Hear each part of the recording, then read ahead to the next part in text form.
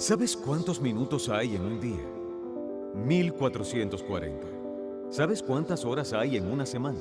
168. Para mí, es interesante que los ricos no puedan comprar más horas. Los científicos no pueden inventar nuevos minutos. Ni siquiera se puede ahorrar tiempo para gastarlo en otro día. Tienes un poco de tiempo hoy y dices, bueno, me gustaría ahorrarlo para mañana. No puedes hacerlo. ¿Enumeras tus días? ¿Te das cuenta lo importante que es cada día?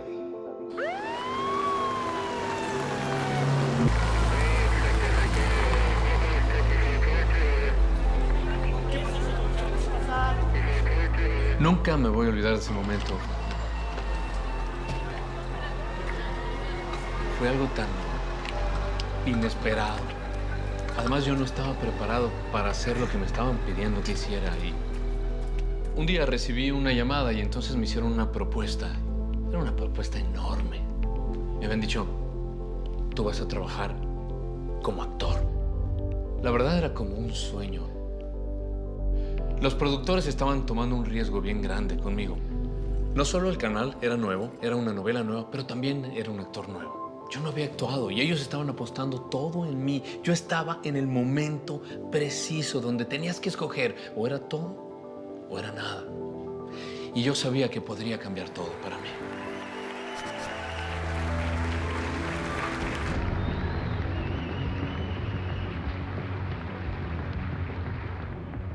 Recuerdo el primer momento en el que estaba asombrado e intrigado con la idea de ser un mago. Fue el momento en que supe que en realidad podría ser bueno en esto. Es la cosa más divertida del mundo para mí.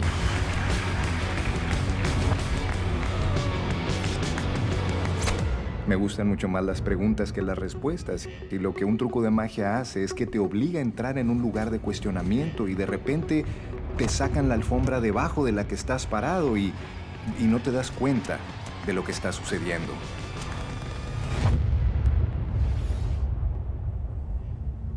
Fue a los 9 años que por primera vez me escuché en un altoparlante.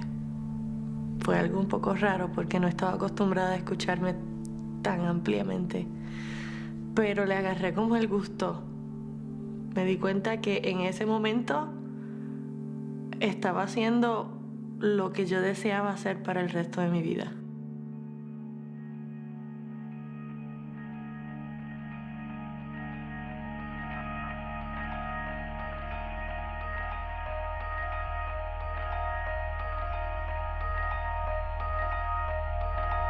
Como mago, eres muy escéptico y te das cuenta de que la mayor parte de lo que está sucediendo detrás de las escenas es de mentira o falso. La idea de un Dios todopoderoso parece increíblemente tonta. Y cuando hablaba con la gente que va a la iglesia, pensaba que estaban siendo engañados por un simple truco de magia. Es como el mago de Oz, detrás de la cortina, controlándolo todo.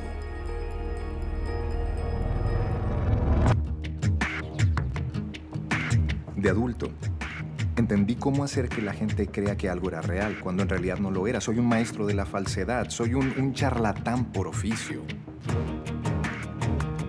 Pero empecé a hacer la gran pregunta a Dios y le dije, Dios, si eres real, entonces necesito que me lleves detrás de la cortina, que me enseñes cómo funciona.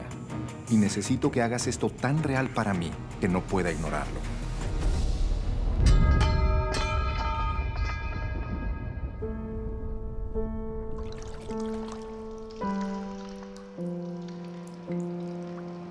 Nunca olvidaré el día en que un hombre entró en mi habitación y me dijo, señor Monroe, no sé cómo decirle esto, pero usted tiene cáncer.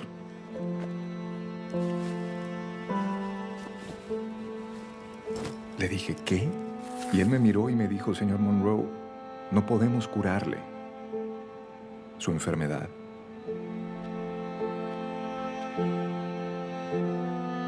Mi esposa y yo estábamos en muy malas condiciones.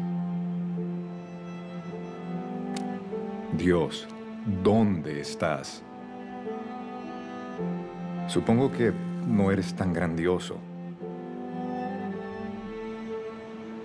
Solo llevábamos 5 años de casados. Teníamos una niña de 3 años y un niño de 2. Y necesitaba más tiempo con mi familia. Necesitaba más tiempo.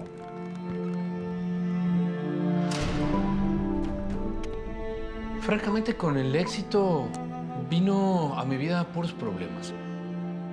Con la fama, lo que empecé a encontrar fue cómo cubrir todas aquellas cosas que eran deficiencias y huecos en mi vida y tratar de funcionar mejor en esa disfuncional manera de vivir. La fama empezó a alterar mi humildad, mi sencillez, y empezó a darme la fama cierto poder y control que yo creía que tenía todo aquí y que si yo hacía pum, quiero eso, lo podía conseguir, porque de la noche a la mañana, de no tener nada, empecé a tener todo. Me trajeron para hacer una novela donde había unos hermanos gemelos y uno de ellos estaba en un estado amnésico y la doctora que le habían puesto a este hermano, que era la psiquiatra, era Mara. Así la conocí en un set y después empezamos a enamorarnos y terminamos casados y compartiendo la misma familia. Eso era como el sueño para mí. Y cuando tuve todo eso me di cuenta que no estaba contento. Me identifiqué en algunos momentos con la fama, con las posesiones, de tal manera que empezaba a ser el dinero mi Dios. Todo lo que pasaba detrás de mi vida que la gente no veía era fuerte. Pues pasaba 7, 8 meses fuera de mi casa, haciendo todo tipo de escenas, y eso empieza a afectar a la familia. Yo empecé a ser muy neurótico en mi casa. Empecé a tener poca paciencia con Mara, poca paciencia con mis hijos. Ya no quería volver a mi casa y ellos ya no estarían cómodos, supongo, tampoco en estar aquí. Ese era el sueño de poder tener una esposa, una familia, una casa grande, un coche bonito. Y cuando tuve todo eso me di cuenta que no estaba contento. Estaba odiando lo que debía amar y estaba amando lo que tenía que odiar. Hubo varios momentos en mi vida que me encontré sin sentido, en realidad, sin deseo de vivir. Nunca nadie me dijo que en esa carrera del éxito, cuando llegabas a la cima, no había nada. Por fuera te ves muy bien, pero por dentro estás en búsqueda de algo que todavía no has encontrado. Tiene que haber algo más en la vida. Hay mucho en mí de mi papá. Primeros recuerdos de él vienen como desde cuando tenía 2 años de edad. Incluso mucha de mi parte artística viene de él. Teníamos una familia feliz, pero al poco tiempo de yo haber nacido, mi papá comenzó a ser un alcohólico. Y cuando yo tenía 6 años y medio de edad, mi papá murió de cirrosis del hígado. Tener 6 años y medio y sufrir la muerte de mi papá fue tal vez una de las cosas más difíciles que tuve que vivir. Y aún más difícil fue cuando mi mamá volvió a encontrar el amor después del fallecimiento de mi papá. Y luego ajustarme a una nueva familia, comencé a ser definida dentro de mi corazón como huérfana, que iba guiada por el viento a donde la llevara. Ahí fue donde la música realmente jugó un papel muy importante. Se convirtió en mi refugio, en mi escape.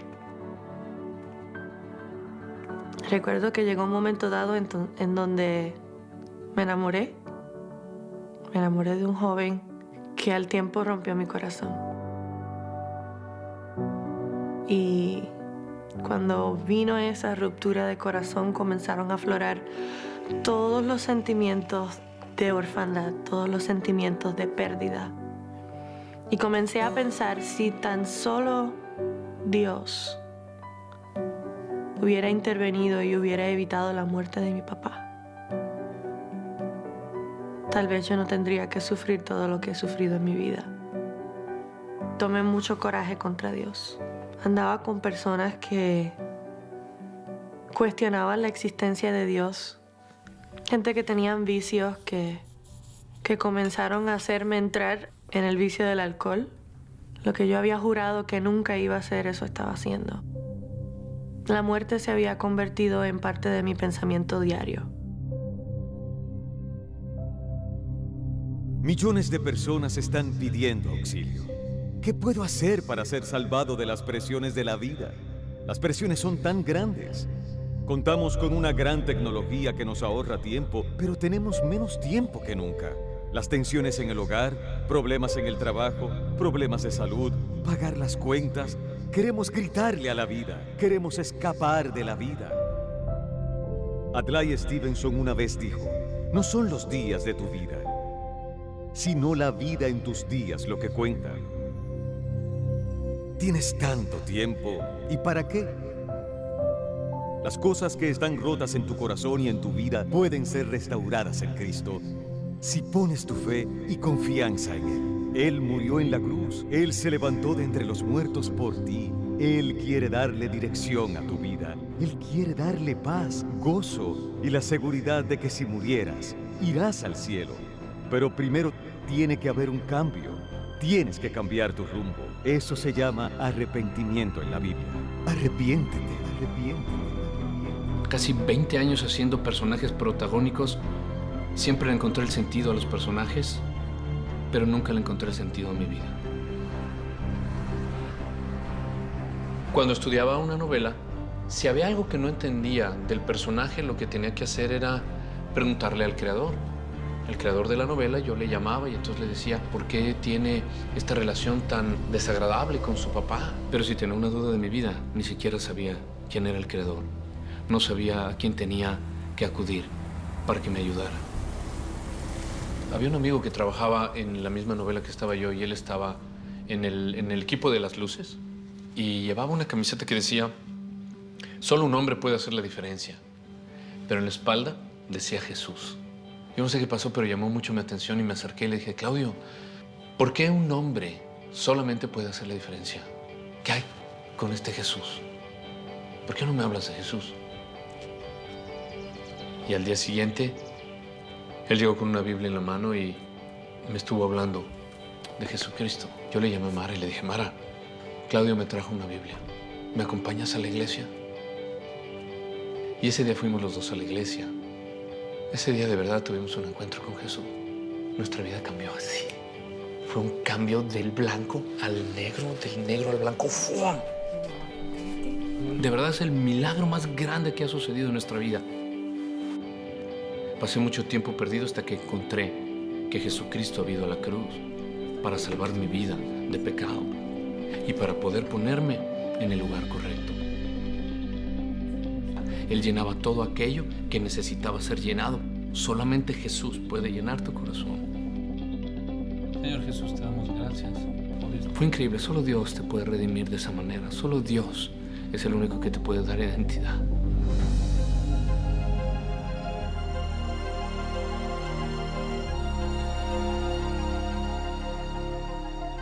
El tiempo está colapsando sobre nosotros. ¿Cuánto tiempo tenemos? El salmista le pide al Señor, recuerda cuán breve es mi tiempo. Mis días son como la sombra que se va y estoy marchito como la hierba. Mas tú, oh Jehová, serás para siempre y tu recuerdo por todos los siglos. Piensa en ello, Dios permanece para siempre. Pero en este mundo somos como una sombra que está en declive. Todos estamos muriendo. Desde el momento en que naciste, empezaste a morir. ¿Cuánto tiempo tenemos? El oncólogo me miró y me dijo, señor Monroe, dijo, no podemos curarlo de su enfermedad. Sin embargo, hay algo que nos gustaría probar. Se llama un trasplante de médula ósea. El problema con su cuerpo es que los glóbulos blancos están haciendo malas copias de malas copias. Su cuerpo se engaña. Se está jugando una mala pasada a sí mismo.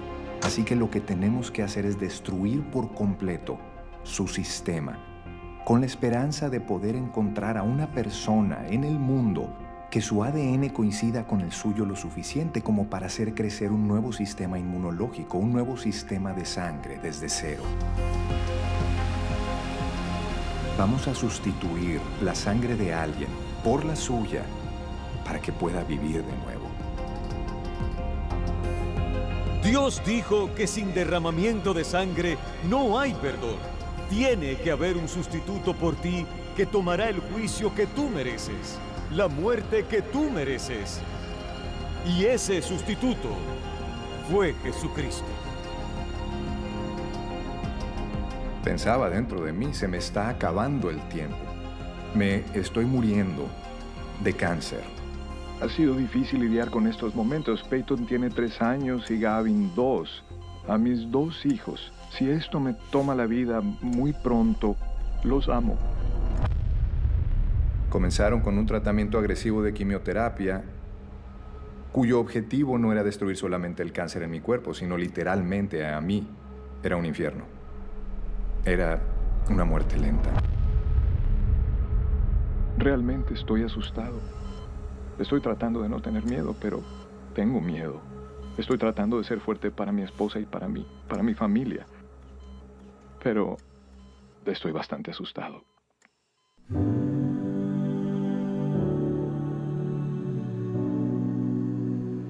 Estamos a la espera de saber del Programa Nacional de Donantes de Médula Ósea. 7 millones de personas actualmente están registradas en la base de datos. Y había un donante para mí, solo uno. Una chica que tenía 19 años. Dijeron, señor Monroe, el trasplante de médula ósea está previsto para el 23 de abril. Va a nacer de nuevo, dijeron. Va a ser como un bebé dentro del vientre nuevamente. Las enfermeras celebrarán su nuevo nacimiento en el hospital. Yo ya había oído eso antes en alguna de las iglesias que he asistido, pero literalmente iba a nacer de nuevo. Nunca voy a olvidar que el 23 de abril trajeron esta bolsa de sangre a mi habitación y todo el mundo estaba esperando en ese momento que mi cuerpo recibiría esa nueva vida, esa nueva sangre.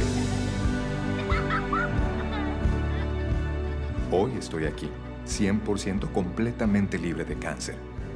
Y cuando hoy miran mi sangre, ven a una chica de 19 años. Ellos la ven el cromosoma XX. Me recuerda un versículo en Gálatas 2 que dice, ya no vivo yo, sino que es otra persona que vive dentro de mí. Y la vida que ahora vivo, la vivo en fe. Ella salvó mi vida. ¿En serio? Sí, ella salvó mi vida. Casi me muero de leucemia. Ella es mi donante de médula ósea. Ahí está.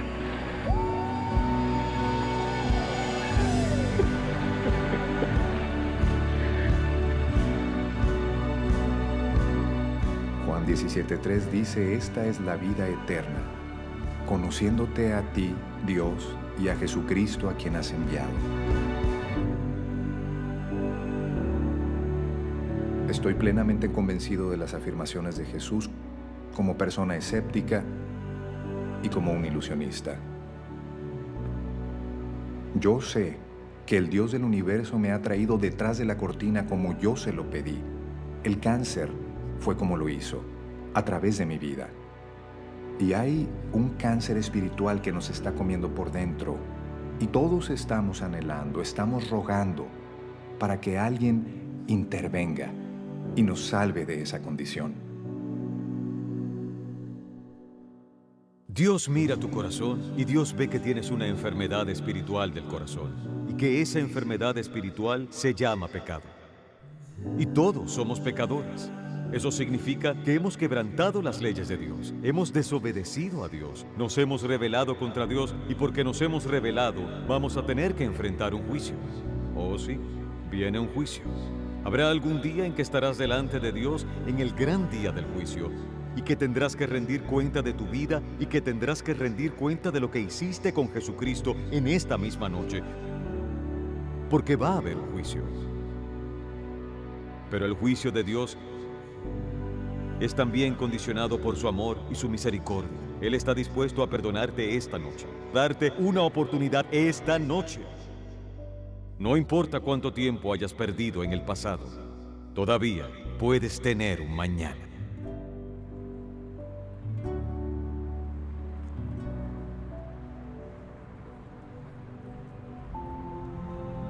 Mi meta era ser famosa, llenar mi orgullo y llenar el vacío con el aplauso de la gente. Me invitaron a ser parte de un evento cristiano en la isla de Puerto Rico. Y cuando entré por la puerta del ensayo me encontré con un ambiente que yo no había experimentado en mucho tiempo, desde mi niñez. Y recuerdo que al entrar a ese salón hubo un choque entre mi tiniebla y mi oscuridad y la luz que había en ese lugar. Y comencé a temblar descontroladamente.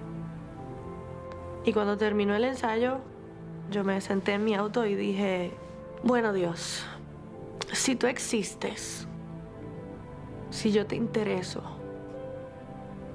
si es verdad todo eso que dicen en la Biblia, tienes hasta la medianoche para demostrármelo. Esa noche vino una mujer desconocida y que sabía tantas cosas acerca de mi vida y Dios me dio la oportunidad de darme cuenta que los deseos de mi corazón eran movidos por instintos autodestructivos. Y ella me dijo, tienes dos caminos que puedes elegir hoy. Hizo que dentro de mi alma hubiera una reacción y hubiera un encuentro, un choque violento con la verdad de que yo necesitaba su presencia más que cualquier otra cosa. Mi corazón gritó, no puedo vivir sin ti. Eres mi papá y te necesito. Algunos de ustedes piensan que son demasiado malos para llegar a Dios, que han hecho muchas cosas malas y se les ha ido la mano. Dios no está esperando para juzgarte. Dios no está esperando para condenarte. Dios te ama. Él envió a su Hijo a morir en la cruz por ti, para derramar su sangre por ti. Quiere poner sus brazos alrededor de ti y recibirte, y Él te llevará y te perdonará y te amará y será tu amigo. Si yo sufrí tanto por la muerte de mi papá, imagínate cuánto sufre un padre con la muerte de un hijo. Y Él hizo eso por mí.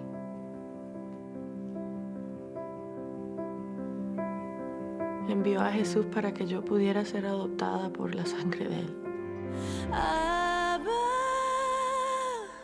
Padre mío. En medio de la peor de mis circunstancias iba a buscar la manera de captar mi atención. Que aunque yo tenía coraje cuando yo le abrí la puerta de mi corazón, Él entendía que mi necesidad por Él era mucho mayor de esa rebeldía. Gran Dios de gloria, fuerza y poder, los cielos y la tierra haces estremecer. Oh, aleluya, hosana al Rey, amable Redentor, siempre te adoraré. Abba, Padre mío. Él me ama y saber que ese Dios tan fuerte, tan majestuoso, es el Rey de toda la creación, pero aún así es mi papá. En Romanos el capítulo 6 dice, la paga del pecado es muerte, pero el regalo de Dios es vida eterna a través de Jesucristo nuestro Señor. En Pedro 1 dice, Él mismo en su cuerpo llevó al madero nuestros pecados para que muramos al pecado y vivamos para la justicia. Él se convirtió en pecado, piénsalo. Jesucristo, tan puro, tan maravilloso, la persona más grandiosa, la más santa que jamás haya existido, el Hijo del Dios viviente, se convirtió en pecado. Nunca había conocido el pecado y Él se hizo culpable en ese momento de adulterio. Se convirtió en culpable de mentir, de la idolatría. Se convirtió en culpable de todo lo feo y sucio que puedas imaginar, ya que fueron tus pecados derramados sobre Él. A través de Cristo podemos tener la relación más fundamental en la vida restaurada. Tú dirás, bueno, Billy, ¿qué tengo yo que hacer? En primer lugar, debes arrepentirte de tus pecados. El apóstol Pedro dijo, arrepiéntanse y conviértanse para que sus pecados sean borrados. Ahora, ¿qué significa el arrepentimiento? Arrepentimiento significa que te acercas a Dios y dices, Dios, perdóname, he pecado. Y todos somos culpables, cada uno de nosotros, todos los que hayamos nacido, somos culpables. ¿Te has arrepentido? ¿Estás seguro de ello? Esto significa que no solamente dices, Dios, perdóname. Significa que le pidas ayuda para alejarte de tus pecados, a cambiar tu forma de vida, para deshacerte de los viejos hábitos. Y entonces tienes que venir por fe, porque sin fe es imposible agradar a Dios. La palabra fe significa que confías plenamente. La Biblia dice en Romanos 4, al que no obra, si no cree en aquel que justifica al malvado, su fe le es contada por justicia. Tengo que tener justicia para entrar en el cielo, y no tengo ninguna. Billy Graham es un pecador. No tengo ninguna justicia propia. Vengo en la justicia del Señor Jesucristo. Luego la Biblia dice, porque por gracia han sido salvos por medio de la fe, no por obras para que nadie se jacte. Si puedes obrar para llegar al cielo, te levantarás hacia el cielo y le contarás a todo el mundo, mira lo que hice, fui una buena persona, llegué aquí por mi cuenta. Pero no, solo llegas allí por Cristo.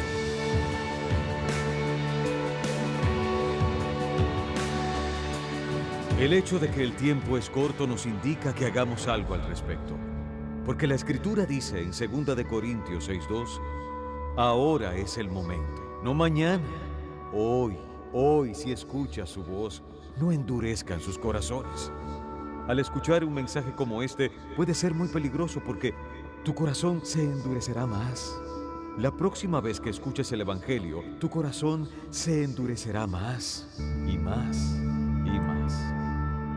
Ven a Cristo ahora. Si incluso hay un susurro en tu corazón que te dice que te acerques a Él, ven y di, Señor, me entrego a ti completamente. Quiero estar seguro de que estoy listo para encontrarme contigo. Ven a ven.